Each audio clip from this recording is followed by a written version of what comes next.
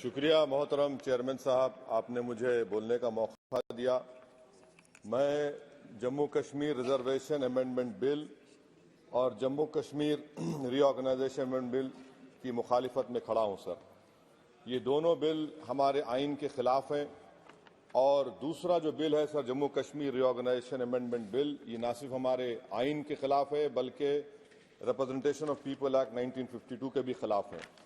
Sir यहाँ पर क्योंकि वक्त बहुत कम है, मैं इस कम वक्त में इस ऐवान के सामने इस बात को रखना जरूरी समझता हूँ कि जिसमें कहा गया कि डिस्प्लेस पर्सन का जो डेफिनेशन दिया गया है, इसमें मैं हुकूमत से जानना चाहता हूं कि क्या यह बात सच नहीं है कि 1989 में कारण में, करना में, पूंछ में, रजौरी में जब फौज हमारी वहां पर गई थी तो 28 गांव के लोग हमारी वतन अजीज की सरजमीन छोड़कर पड़ोसी मुल्क में चले गए और आज तक 2001 का सेंसस, 2011 का सेंसस ये कहता है कि अनइनहैबिटेटेड गांव है।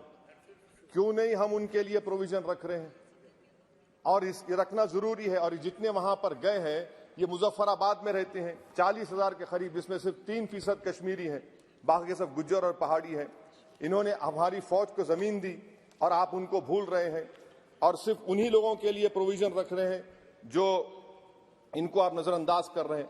दूसरी बात यह है सर कि आप नॉमिनेशन करेंगे, नामजद करेंगे, कौन नामजद करेगा? एक अवाम की मुंतखबशुदा हुकूमत की सिफारिश पर एलजी नॉमिनेट करेगा, नामजद करेगा, या फिर दिल्ली से नामजद करेंगे? तो आप यहां से कंट्रोल कर रहे हैं।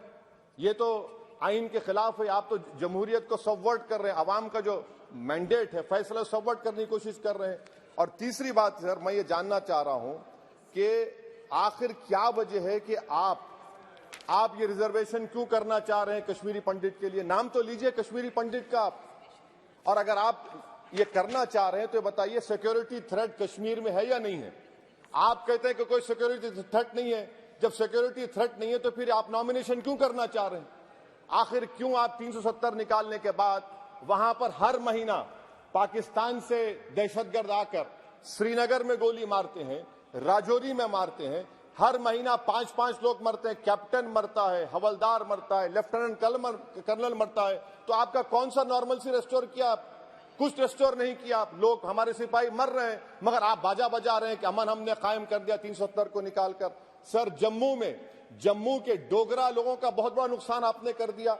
112 राइस मिल थे, अब सिर्फ 6 राइस मिल बचे हुए हैं। बताइए आपने कौन सा बड़ा तीर मार दिया 370 निकालकर? पूरा पंजाब से लोग आकर जम्मू को टेक ओवर कर रहे हैं। वहां का पॉलिटिकल इक्विलिब्रियम आपने डिस्टर्ब करके रख दिया। चेंबर ऑफ कॉमर्स के रोज लोग रहे, सेक्रेटेरिएट आप मुंतकिल करते थे अभी विंटर में, पूरा जम्मू की इंडस्ट्री को आपने बर्बाद कर दिया, पूरे होटल खाली हैं।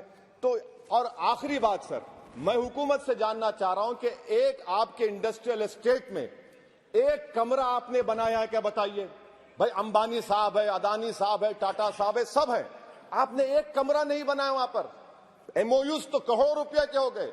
आपने ख्वाब तो इतने दिखाए मगर वो बेचारे वो ख्वाब तो पूरे नहीं होते कश्मीर के लोगों के लिए। जम्मू में करके दिखाइए, श्रीनगर तो दूर की बात है सर। और आखिर में मैं हुकूमत से जानना चाहता हूं कि इलेक्शन कब करवाएंगे? 24 का इलेक्शन तो आप करवा लेंगे। आपने जेरीमैंडरिंग करके आपने कॉन्स्टिट्यूंसीज बना दिए वहां पर, मगर अब भी आपको डर हो रहा है। आप जम्मू में नहीं जीत पाएंगे, बता रहा हूं आपको। वैली तो दूर की बात है, वैली तो मुझे यकीन है कि नेशनल कॉन्फ्रेंस और सब लोग निकाल लेंगे। जम्मू भी लूज करेंगे आप। अरे हाँ, आपकी हमारी डील नहीं हुई है, बोल देंगे डील हो गई। हमारा हाल तो लैला का हो चुका है। हम नहीं गए सर, हम नहीं गए भी तो आप लोग मध्य प्रदेश जीत गए। कैसा जीतिए मेरे बगैर आप मध्य प्रदेश? सर मैं कंक्लूड कर रहा हूं। मैं कंक्लूड कर रहा हूं सर। मैं कंक्लूड कर रहा सर। ये खामखा निशिकांत को आदत है छेड़खानी करने की। अब जवाब मिल गया उनको। तो सर मैं हुकूमत से जानना चाह रहा हूं कि आप असेंबली के इंतखाबात कब करवाएंगे और आप क्यों लद्दाख में उनको सेफ्टी दे रहे हैं? आपने 370 निकाला क्यों? लद्दाख का इलेक्शन तो आप हार चुके हैं वहां पर लोकल बॉडी का। तो फौरन आप इंतखाबात करवाइए ताकि वहां पर जमहूरियत बहाल हो सके। कब तक दिल्ली से हुकूमत करेंगे? इसीलिए मैं दोनों बिल की मुखालिफत करता हूं। शुक्रिया sir. Thank you. Jabir Singh